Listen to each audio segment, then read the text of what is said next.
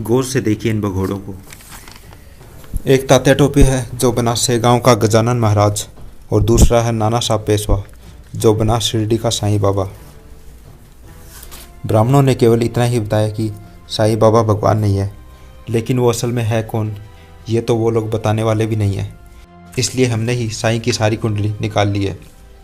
साईं का असली नाम गोविंद माधव भट्ट, जन्म 6 दिसंबर 1824 को। दूसरे बाजीराव पेशवा के द्वारा गोविंद माधव भट्ट को तारीख 7 जून 1827 को गोद लिया गया और नया नाम नाना साहब पेशवा रखा। सन 1857 में रजवाड़ों की लड़ाई से पहले तारीख 28 फरवरी 1856 को नाना साहब पेशवा यानी शिरडी के साईं बाबा के नाम वारंट जारी हुआ। अंग्रेज़ों द्वारा 2 लाख का इनाम घोषित हुआ। वारंट में लिखा गया, नाना साहब पेशवा, रंग गोरा, बड़ी बड़ी आंखें, कद 6 फीट 2 इंच, नाक लंबी, साथ में कनकटा नौकर, पता बताने वाले को 2 लाख रुपए का नगद इनाम। खास बात यह है कि सोनी टीवी चैनल पर साईं का सीरियल आता है जिसमें साईं का सेवक भक्त कानकटा दिखाया गया है। अंग्रेज़ों के डर से नाना साहब पेशवा फकीर का वेश लेकर शिरडी पहुंचा। साईं अपना नाम कभी नाना भट्ट तो कभी अप्पाराम बताता।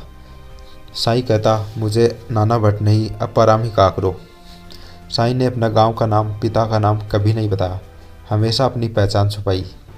नाना साहब पेशवा और तात्या टोपे का एक साथ गायब होना, उन्हीं की उम्र के वही कदकाठी के 2 बाबा महाराज का महाराष्ट्र में अचानक निर्माण होना, दोनों बाबाओं का कार्य क्षेत्र महाराष्ट्र होना, दोनों का चमत्कार दिखाना, ये बात सिद्ध करती है कि ये कोई और नहीं बल्कि भगोड़े तात्या टोपे और नाना साहब पेशवा ही हैं।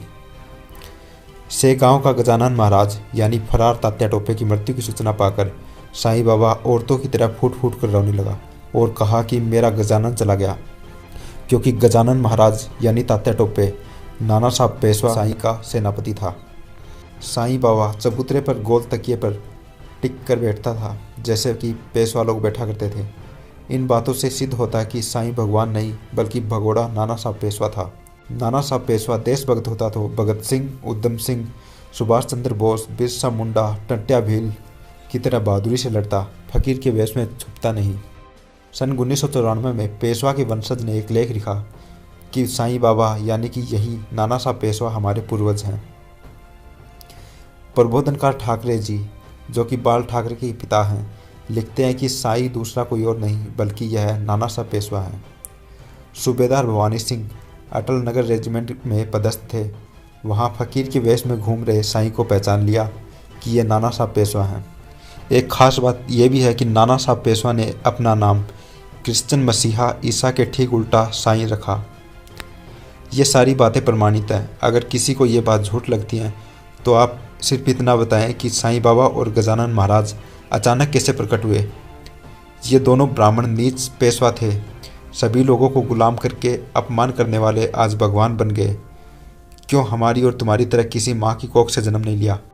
अगर लिया भी है तो वो कौन सी माँ है जिनके बेटे तो इतने मशहूर हुए लेकिन माँ का और जन्म का कोई अता पता नहीं है।